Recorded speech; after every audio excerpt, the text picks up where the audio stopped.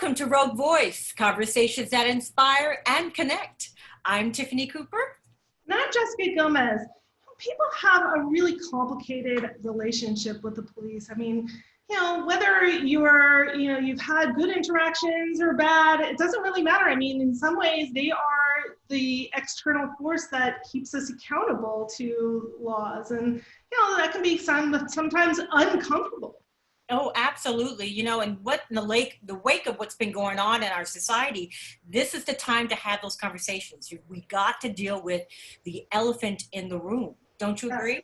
Oh, absolutely. I mean, there is so much going on when it comes to this topic and all this momentum around defund the police and, these issues of police brutality and the latest riots and everything going on. I mean, it is coming to a head, I feel like, and it's really important to talk about these things and really have some people who are educated about what's really happening. Absolutely. Well, today we are excited because we have two very important guests here to help us explore these issues around the ethics, accountability, and how expectations are evolving around police interactions. So please let me introduce Greg Costanzo, founder of ETHOS Consulting team, Hector Meletich, Lieutenant Ashland, Oregon Police Department. So welcome both to the show. Thank you guys for being here. Thanks for having me.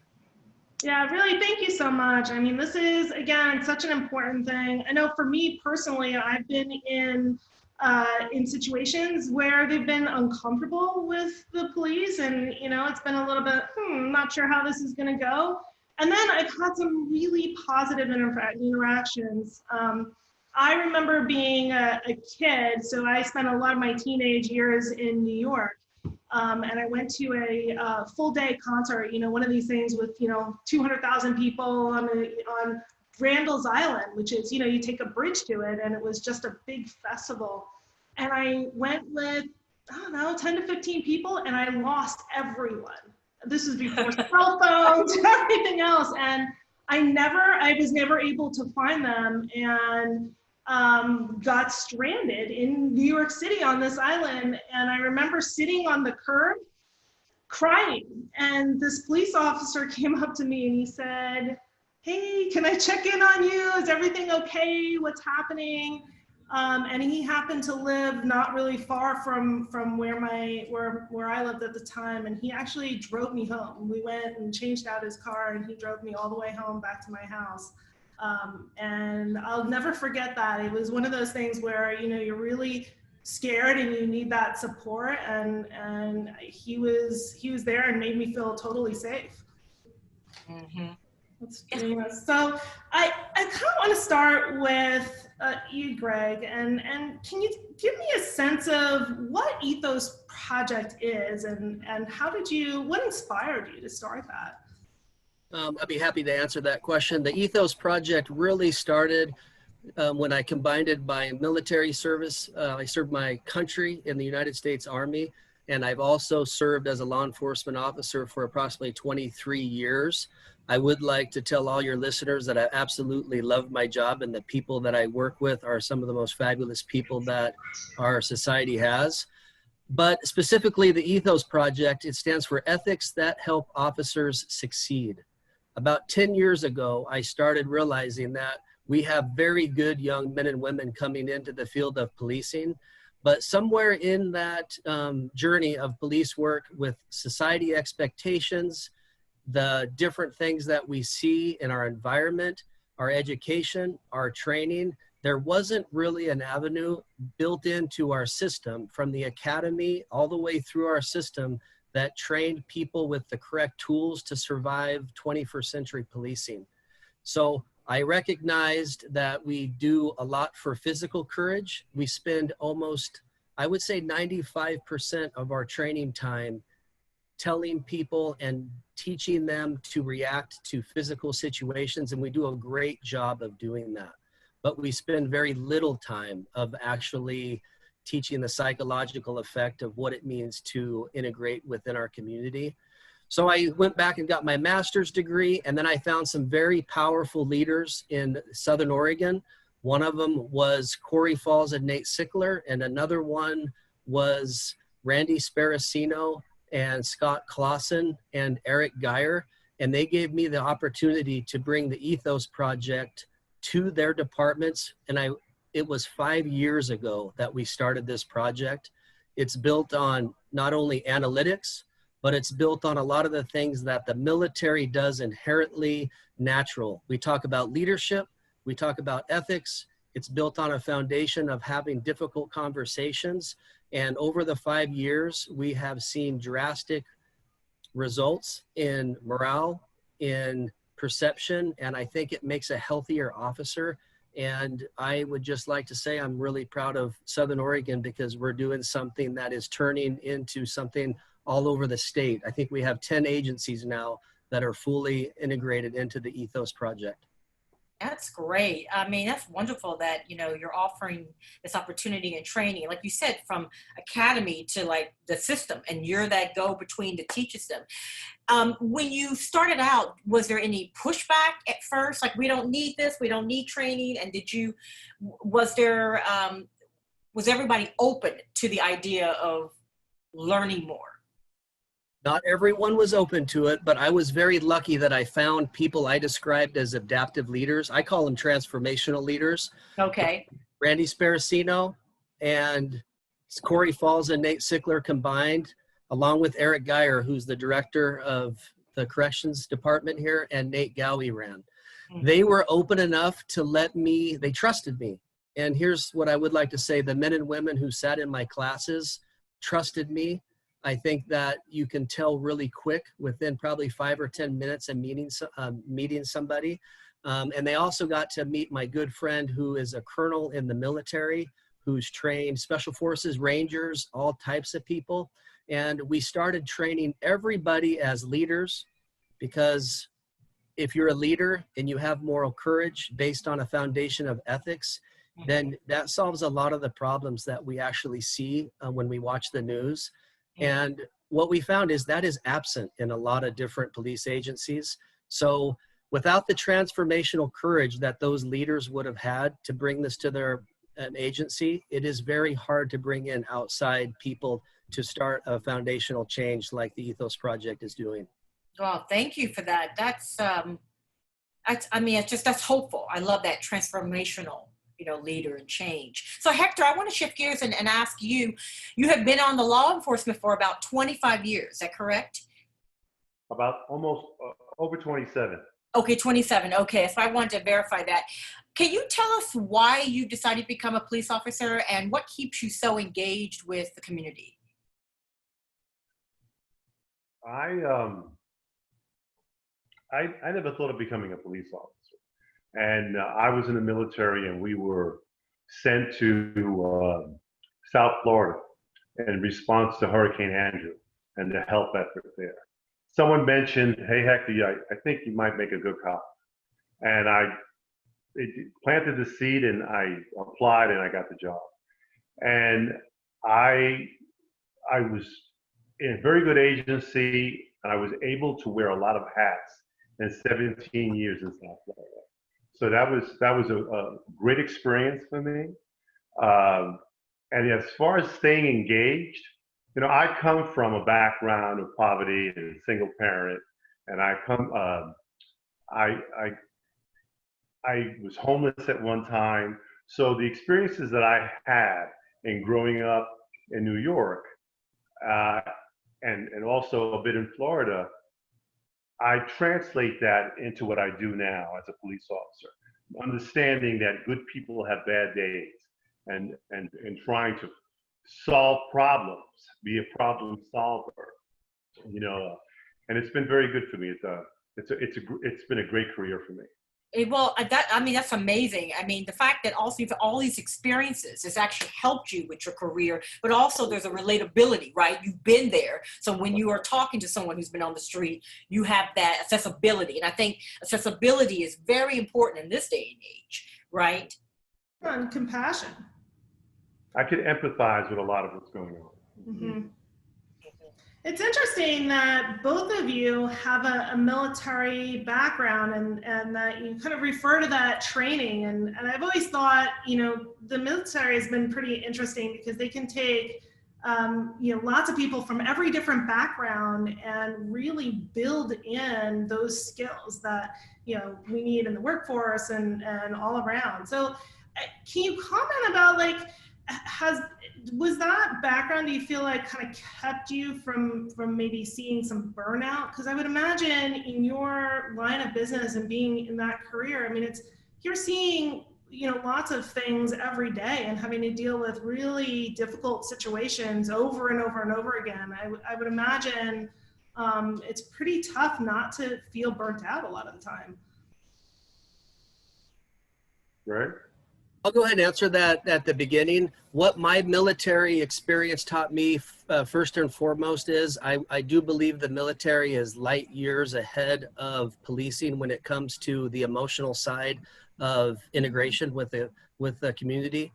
The military has valued leadership for 100 years. We train everybody to be a leader. They've also understood after 9/11 that we have to understand the principles of integration with the community in which we're in. So for example, the military goes into a foreign country and they act as quasi-policemen. And you have to have somewhat of empathy. You have to have leadership. Your life depends on it. And in police work, there is a little bit of separation.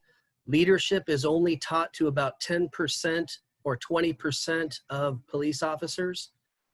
Inherently, leadership has to be taught to everybody. It has to be taught to everybody from the day they're hired all the way through. And that's what we do with the Ethos Project is we talk to people about leadership, about values, and they actually have to interact.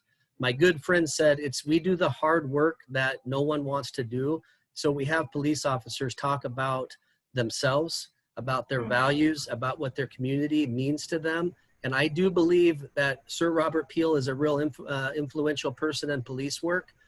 In 1829, he talked about the value of public trust. And I do believe if we do all these things and you stay proactive and you stop burnout from happening, that the public will trust the leaders that they put in positions like police officers. Yeah, and that's a hot button topic too, because then you have like people of color who don't have that same kind of relationship or the historical context. So I want to ask you, Greg, so after several recent high-profile police killings, many police departments are being forced to re-examine and rewrite their use of force policies. What are your thoughts about rewriting use of force policy, especially for people of color? Okay, I'm going to take this for a second, Hector, and then I'm going to let you jump in. Okay. I'm a big believer that policies are only as good as the words they're written on. You could change policies. I call those technical changes. I believe we have to have an adaptive solution to some of these problems. For example, you could have all types of policies. That doesn't always affect people when it comes to stress. We have to have people that are so inherently tuned with their mission, with their own core values, that when stress happens and they want to help people with empathy, that they will make the right decision, because policy books have turned into probably 10-pound paperweights. You can't policy your way out of some of the division we have in our country with policing. We have to have adaptive solutions, which means that we have to start doing the hard work of making everybody understand what our mission and what our values are. Okay, Hector, I'd like to give you some room to respond to that.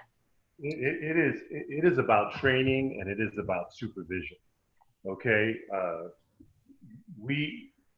as far as changing our use of force, Ashland Police Department hasn't had to do much changing, if any. As far as our policy is concerned, we practice and we cultivate our officers to understand use of force is the last thing you want to do. Okay, that's really important in APD. And we train along those lines, we brief in those lines, and we have leadership that emphasizes oversight. We want to know what you're doing out there, how are you doing it, and we want you to be doing it correctly. You know what I mean? And treat people with respect and getting them to trust you. You know, legitimizing your position by that trust. You know, it's essential. It's basic. If you care about people, you know what I mean, you're going to make a dynamite police officer. Yeah. So Yeah. I have a Yeah, question about like the training and mentoring for people coming into the police force. Is that done, you know, differently in different areas? Is there any formal kind of relationships that are, you know, that people are kind of coming into, a mentor-mentee type of relationship that kind of helps to guide people, or how does that work? Hector, In our program, we send folks to the academy, and then after the academy, they come to Ashland, and they're put through what we call a police training officers program. Okay, we have some very good officers who are training these police officers who know and understand what our guidelines are, you know, what our philosophy in policing is as an agency, and that's super, super important. Now, we're a small agency, so it's a lot easier to oversee what is going on. Bigger agencies, I'm sure, have a much more difficult time navigating that. You know, so. I'd like to add one thing to that, if I could. Yeah. The research that I've done, and all the ETHOS project is based on evidence collection that we've done through research. What I found is a lot of people going into the academy have an idealistic attitude about what their job is. They all want to help people and they're all empathetic. The hard part with our training system is we are so in tune with the physical safety of officer safety that a lot of the times they go through the academy, and what I've seen is they come out and they are somewhat changed and somewhat scared and apprehensive about what to do. For example, I'll use the recent George Floyd case. I watched that case and it was horrific. Everyone would agree it was horrific. But what I did think was, when they asked the public, why didn't the police officers who had been on a very short time, why didn't they intervene and stop them? And I will tell you, for me, because they weren't trained to stop them. We don't train moral courage it's very limited to train moral courage, because there's so many things to do with firearms and all the defensive tactics that moral courage is very hard to train, and it takes a lot of time. That's what we are trying to do. So when I watched the young officers do nothing, it was very hard for me, because they did exactly what most young officers would do. They would listen to their senior person. Yes, and that's another conversation, moral courage, which I love, because, you know, it takes time. Either you have it in you or it takes time. So I want to ask you, Hector, what are your thoughts about the recent calls in communities across the nation to defund, downsize, or abolish police departments? I know in Minneapolis they've already, you know, they've defunded the police department, and that will have a huge impact on the community years to come. What are your thoughts about that? And Hector and Greg, you can follow up on that as well. I think that it's a conversation that should be had. I think the possibility or the desire to move money from a police department into community services, so mental health, substance abuse, homelessness, I think those are very, very important. Services to be financed, but we can't have a knee-jerk reaction to this, because this takes time. Moving and getting support, civilian support, to do the job that police officers do takes time, and it takes a lot of training. And at 2 o'clock or 3 o'clock in the morning, the reality is, in Ashland, if I'm in contact with a person who's having a mental health episode, you know what I mean? I can't wait hours for mental health to show up. And that's what's going to be if they show up at all. So officers have to be trained in de-escalation. They have to understand that we can control this. We can not let this get out of hand. And we've been very successful in Ashland as a result of that. So I think criminal justice system, healthcare system, government and the private sector need to combine their forces and really sit down and formulate something that and give it the time that it needs.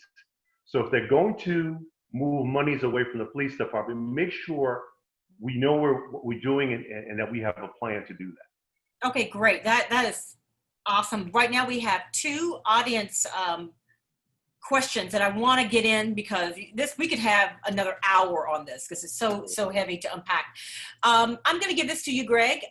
Obama's task force on 21st century policing says culture eats police for lunch. How do we change the culture of policing?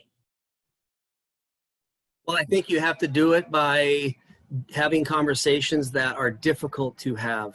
I know in the ETHOS project, I think I said earlier, it takes a very transformational leader to talk about these issues, because in my 23 years of being a police officer, ethics training is either zero. There's some big agencies who do zero, or it's diminished as not as important as shooting, moving, and communicating. I think in this day and age, you have to have value training, bias training, de-escalation training. It has to be just as important as the use of force and all the physical stuff that we do.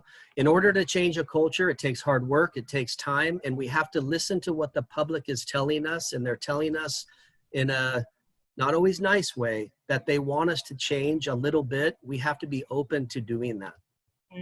Thank you for that. So we have another question I want to get in that kind of piggybacks off of that, and I want to throw that to you, Hector. Our viewer guest asked, plenty of use of force training is being discussed. How does ongoing bias training fit in? Bias is just another variable in this very long equation.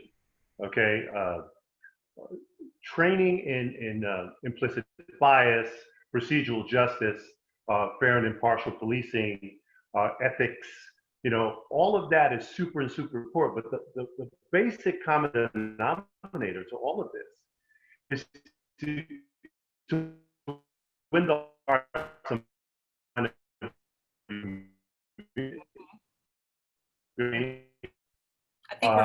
yeah, it looks like we're having some. And care about. Okay. Hector, can you hear us? I hear you. Okay, you're coming through a little bit. It was a little sketchy there, but we got the majority of what you were saying. So I want to throw this to you, Hector, as we getting closer to the end. In your opinion, what does decades of bad and or vigilant cop imagery in film and TV industry play in influencing bad officer behavior? But that's kind of hard to put your finger on.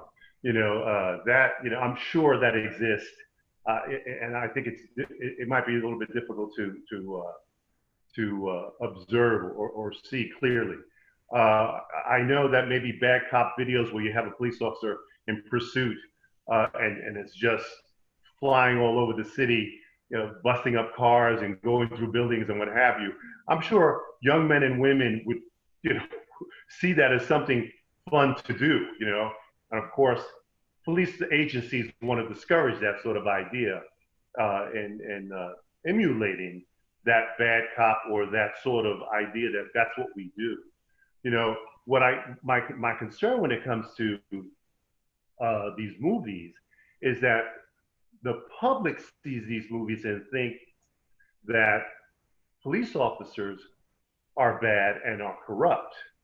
And I'm here to tell you that that's not the case. Very far from the truth.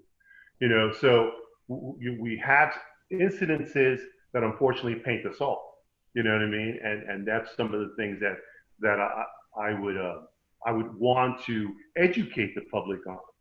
I think you're right. I mean, I think that imagery really impacts how people feel when they see a police officer. I mean, if you think about how much sort of TV and how many movies people watch, and how Hollywood has sort of depicted those interactions, when you have someone standing right in front of you, it's only natural to have that influence you.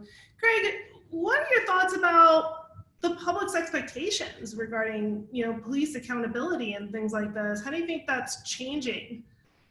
Well, I saw it changing probably about 10 years ago with video cameras and with phones and the ability to capture living 3D documents, much like the videos changed how we do military in the Vietnam area. People started seeing war. I think we do have a perception now because everything that we do, people can actually watch it. The public information request, people can compare reports to videos.